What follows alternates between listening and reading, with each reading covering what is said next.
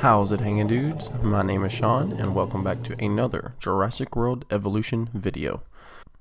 And before we get into today's video, I just want to thank you guys. We have just blown past 200 subscribers. It is just mind-boggling to me, seeing as 4 days ago we was like, what, 170, 180? So I can't thank you guys enough. That is completely awesome. It's mind-blowing. And because of that, I'm going to do a stream. I'm not sure when it will be. It'll be a surprise stream, so you might just have to kind of camp on my channel for a little while. But within the next few days, we will have a stream, and it will be a substantial stream. You can also go into the description below. There's going to be a straw poll. You get to pick the game that you want to see me play. There's going to be a few options up there. Yeah, so make sure you like and subscribe, and you probably want to have that bell clicked. Make sure those notifications are turned on, or you will miss the stream. YouTube they only prioritize people who ring that bell. I'm sorry about that. So if you want to see the new stream or any other Jurassic World content, you're probably going to have to click that bell. I do apologize. I shouldn't have to ask you for that. If you subscribe to me, you subscribe because you want to. But anyway.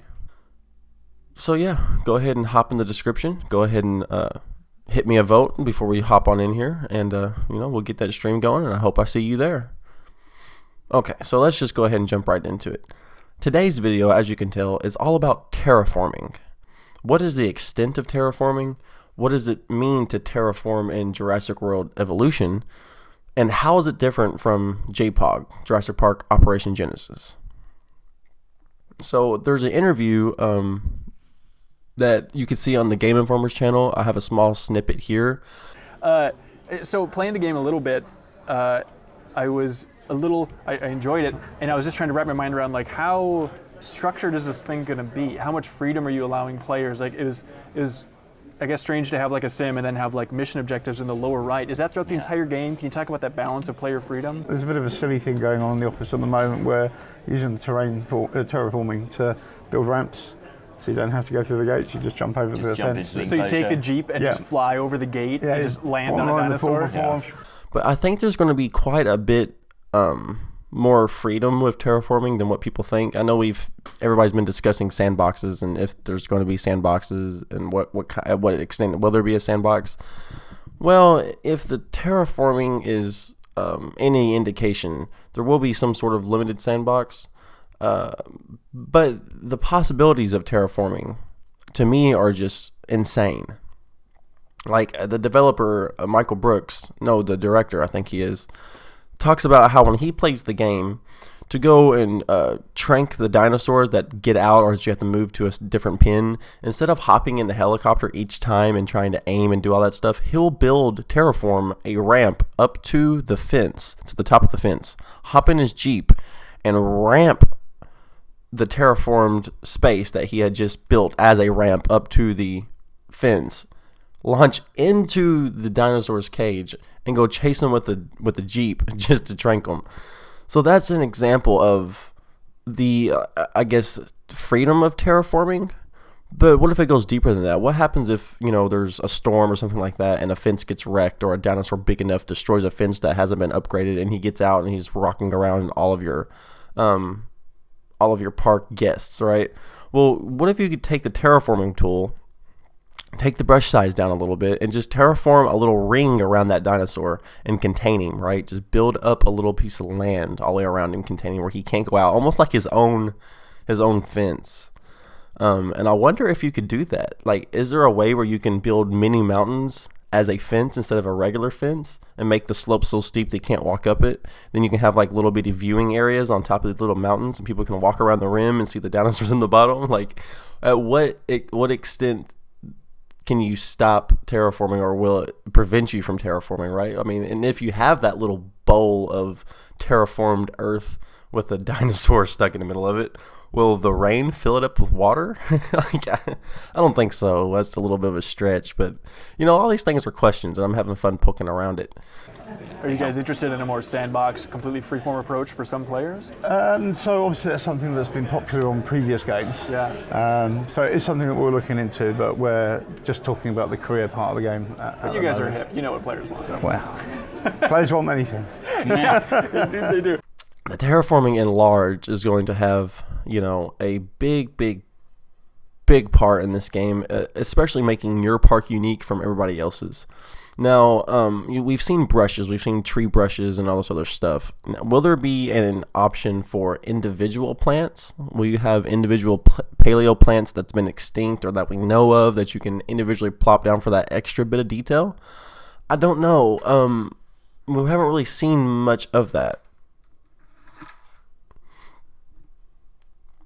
And I don't really speculate too far because I don't want to be wrong, but they worked on Planet Coaster, a game that comes from nothing but individual pieces that you put together, right? So why wouldn't they have a few plants just to add that bit of detail? Like, why would you offer for B-dubs or for Silverette to come over to your LA little, circle jerk and play all these games if there wasn't a huge creative focus to it? Because that's what Silverette and B-dubs and those kind of people do, is they have a unique, specific focus on the creativity of each park of what they do.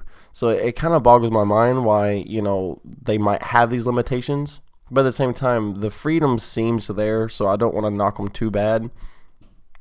And as far as Operation Genesis, I don't think there's going to be like a Site B or like an island generator, which I think will be to Frontier's detriment. And they've already announced that there's no modding. So for at least a little while, he even said in this interview, I never say never. Open to modding for this game? So modding isn't something we're supporting on Jurassic World Evolution. Ever? Well, I've learned never to say never, but at the moment it's not part of the feature set. But as of now, there is no modding, which means we can't mod individual plants and individual vegetation. We can't mod individual different brushes, different brush sizes, different terrains. We won't be able to mod anything for at least the foreseeable future until they announce it, which they probably will. They just want to kind of, lead you to believe there's not going to be mods. But any really good game that wants to have any kind of lifespan or playability that doesn't have a sandbox will definitely have mods. You know what I mean? It's just a thing that's going to happen. We're going to have to be okay with that. They're going to have to be okay with that. Frontier is. I mean, look at Planet Coaster. I mean, that thing is modded. I mean, you can literally... So yeah, if they don't include a lot of these things, the terraforming better come in hard. There better be individual plants. There better be different types of rocks that you can only see at certain time periods or where they look. You know what I mean? Like rocks that are underdeveloped and trees that are that same way, and decorative items that you can put in for your park guests. Because this is a management game. There has to be some level of management to where, the guest happiness... there has to be a meter for that, and you need to raise it up, and that means you have to have your restaurants and parking areas and vending areas and places for them to sit and pretty areas for them to look at and statues and stuff like that. They have to have some of that. I mean, from what I've seen so far, all these parks are just winding paths with a few Suchomomises and Brachiosauruses walking around, and then you have the helicopter. So I know that they're trying to not release a lot of that stuff yet. I mean, the embargo has lifted on gameplay uploading, but nobody has the actual game yet. We've only have a few minutes of footage from different YouTubers, and you really can't see a whole lot because they only got like 30 minutes to play, right? So yeah, guys, I don't know. There's a bunch of speculation going on with the terraforming, but let's just put it this way: if there's not going to be any mods, and there's not going to be any sort of sandbox, which there could be, there's probably a limited sandbox. There's definitely not going to be a Site B, most likely not. But if they don't have either one of those things, this terraforming has to be your best friend. It has to make the deal work. Otherwise, it'll be a deal breaker for Frontier. I know they're heavily on park management, but if you don't have some sort of creative focus, there won't be replayability. Because once you figure out how to manage your park so well, and everybody catches on to this certain way of managing or certain things to do, everybody makes all the general mistakes, and then all of a sudden you start, axing those mistakes and start doing things right, and everybody catches on to how you're supposed to play the game, it'll become a lot easier. Hence, it'll be a lot easier manipulated, which means you'll be able to complete the game a lot quicker because you know how to play it. And then what? That's right. You'll just have to restart the game, won't you? So yeah, no, we need some replayability. We need a sandbox. And if you don't have a badass terraforming tool with no limitations, you gotta have mods and sandboxes. That's just the way it is. So as of right now, Operation Genesis is the better game because of the sandbox. But they include mods. They include an actual sandbox at Site B. The terraforming can go to hell, really, as far as I care.